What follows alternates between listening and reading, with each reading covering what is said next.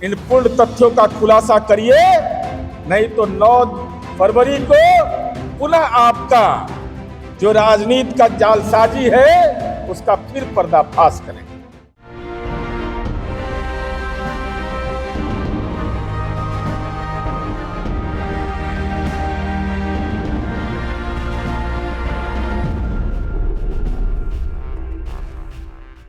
कहां से आ रहा है पीके को पैसा, जेडीयू ने कर दिया बड़ा खुलासा। जी हां, विधानसभा चुनाव के पहले सभी पार्टियों ने अपनी अपनी तैयारी शुरू कर दी है और इसी में एक नया नाम जुड़ गया है जनसुराज का। लेकिन अब जेडीयू ने प्रशांत किशोर को लेकर बड़ा खुलासा किया है।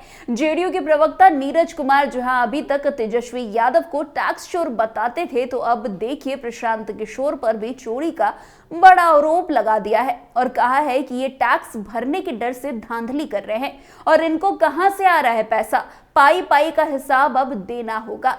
जेडीयू प्रवक्ता नीरज कुमार ने प्रशांत किशोर को 72 घंटे का वक्त दिया है और साफ कहा है कि अगर सवालों का जवाब अगर 72 घंटे में नहीं आया तो आगे और बड़े खुलासे होंगे। आपको बता दें कि बिहार की राजनीति में एक नया मोड़ आ गया है। जनसुराज राजनीतिक संगठन के संस्थापक प्रशांत किशोर अब राजनीतिक के निशाने पर आ गए हैं। बिहार के सत्ताधारी पार्टी जेडीयू ने इस पर बड़ा खुलासा किया है। जेडीयू के प्रवक्ता नीरज कुमार ने एक प्रेस कॉन्फ्रेंस कर कई गंभीर आरोप लगाए हैं और प्रशांत किशोर को लेकर कई खुलासे किए हैं। उन्होंने सवाल उठाया कि जनसुराज पार्टी को आर्थिक मदद कहां से मिल रही है और ये पैसे कहां से आ रहे हैं। नीरज कुमार ने बताया कि जब तक पार्टी का गठन हुआ तब तक उनके पास कोई स्पष्ट जानकारी नहीं थी। जेडीयू प्रवक्ता ने दावा किया कि एक कंपनी जो है जॉय ऑफ लिविंग फाउंडेशन है, इससे जनसुराज का क्या रिश्ता है ये बताना होगा।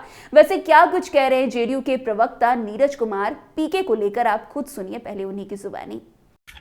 अब देखिए, मैं आज पार्ट 1 जारी कर रहा हूं, खुलासा पार्ट 1। अभी और खुलासा इनका होगा।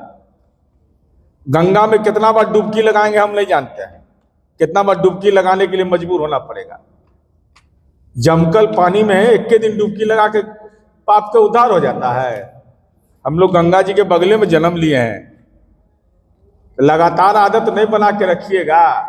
एक के दिन वीडियो बनाइए बिना जने हुआ वाला, उससे काम चलेगा। अब देखिए ये क्या है, प्रशांत किशोर जी यह कहते हैं कि हम इसके संस्थापक हैं जनसुराज पार्टी के, और उनकी जो गतिविधियां हैं उसको विभिन्न सारे सवाल इस सवाल पर खड़े हो रहे हैं। बिहार प्रशांत किशोर की पार्टी की स्थापना हेतु याद रखिएगा डेट 8 अगस्त 2022 को बिहार के मीडिया के लोग, आप लोग हैं, सिख टाइम्स देखे हैं कहीं पर? सिख टाइम्स अखबार और कौमी पत्रिका, ये दो अखबार में इश्तेहार छपता है 8 अगस्त 2022 को और 9 अगस्त 2022 को कि किसी को कोई आपत्ति है तो आप अपनी आपत्ति दीजिए। और जब इसमें आप देखेंगे तो एक आदमी का नाम है, वो प्रवासी बिहारी हैं, अजीत सिंह नाम है उनका। कोषाध्यक्ष क्या है? कोषाध्यक्ष। ये पूरा पता नहीं बता देते तो हम ही खोज के पता लगा लिए कि कौन आदमी है ये भाई। इनके पिताजी का नाम है स्वर्गीय राम नरेश सिंह, पूर्व प्रधानाध्यापक कोन्हुआ मध्य विद्यालय, ग्राम सहाजिदपुर, पंचायत पिपरपाती, सारण। ये गुरुग्राम में रहते हैं, ये बिहार में नहीं रहते हैं। सामाजिक समारोह में आते हैं। आपत्ति दावा के लिए तो अजीत सिंह के नाम का इस्तेमाल कर लिया, कोषाध्यक्ष के रूप में उनका नाम दिया, लेकिन जनसुराज के संगठन के ढांचे में अजीत सिंह कहां है? जिनको आपने कोषाध्यक्ष बना करके पार्टी के रजिस्ट्रेशन के लिए अप्लाई करते हैं, वो अजीत सिंह कहां है? जन सुराज में किस पद पर है? कौन सी उनकी भूमिका है? प्रशांत किशोर जी, इसको स्पष्ट करिए आप। आखिर कारण क्या है? जरा देखिए इनका। अभी तो शुरुआत है। पहला मेरा है कि अजीत सिंह कहां है? उनके नाम का आपने इस्तेमाल किया। वो गुरुग्राम में रहते हैं, आप पलायन पर बोलते हैं।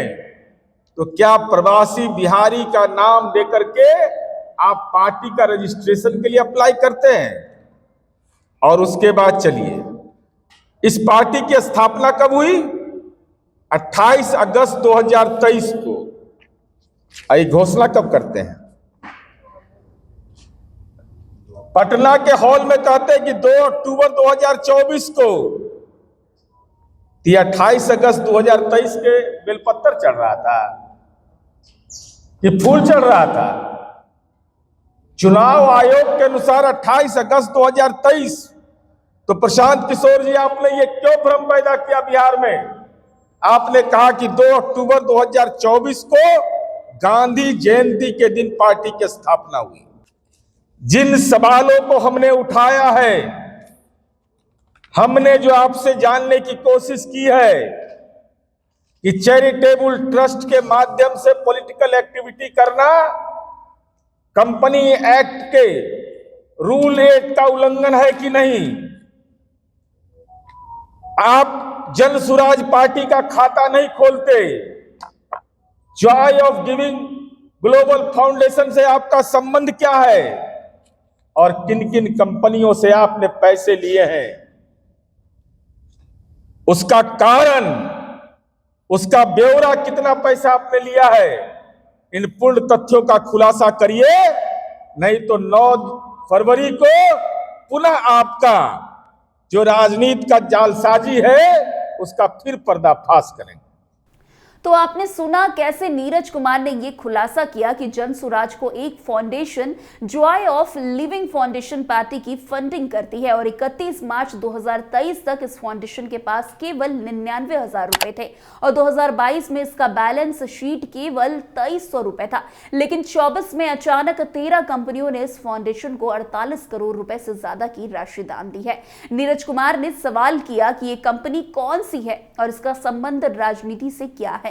नीरज कुमार ने यह भी खुलासा किया कि जिन कंपनियों ने जनसुराज को आर्थिक मदद दी है वे सभी तेलंगाना राज्य से हैं। इन कंपनियों का काम अलग अलग क्षेत्रों में है, लेकिन किसी भी कंपनी का राजनीति से कोई सीधा संबंध नहीं है।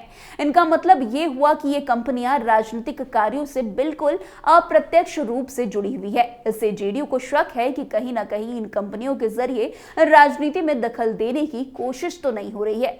वैसे नीरज कुमार ने यह भी बताया कि चुनाव आयोग के अनुसार जनसुराज पार्टी का गठन 2023 में हुआ था, जबकि प्रशांत किशोर ने इस पार्टी का औपचारिक ऐलान 2024 में किया था। इसका मतलब ये हुआ कि पार्टी का गठन और कामकाज दोनों में कुछ गड़बड़ तो जरूर है।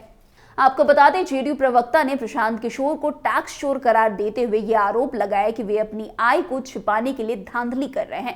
प्रशांत किशोर और उनकी पार्टी के मामलों में पारदर्शिता की कमी है। उससे यह लगता है कि कुछ बड़े वित्तीय खेल जरूर हो रहे हैं। वैसे बिहार की राजनीति में अब प्रशांत किशोर के खिलाफ गंभीर आरोप लगने लगे हैं। इस खुलासे से एक नया विवाद खड़ा हो गया है और अब यह सवाल खड़ा हो रहा है कि आखिरकार जनसुराज पार्टी को यह फंडिंग कहां से मिल रही है? क्या यह फंडिंग किसी राजनीतिक मकसद के तहत दी जा रही है? आने वाले दिनों में इस मामले पर और भी बड़ा खुलासा हो सकता है और इसका असर विधानसभा चुनाव पर जरूर पड़ता हुआ दिखेगा। बाकी अब इंतजार है पीके के तरफ से क्या कुछ इस पर प्रतिक्रिया दी जाती है। तो बस आज की इस खबर में इतना ही। अन्य खबरों में हमारे साथ ऐसे आगे बने रहें और देखते रहिए। तब तक के लिए कैपिटल टीवी बिहार। धन्यवाद।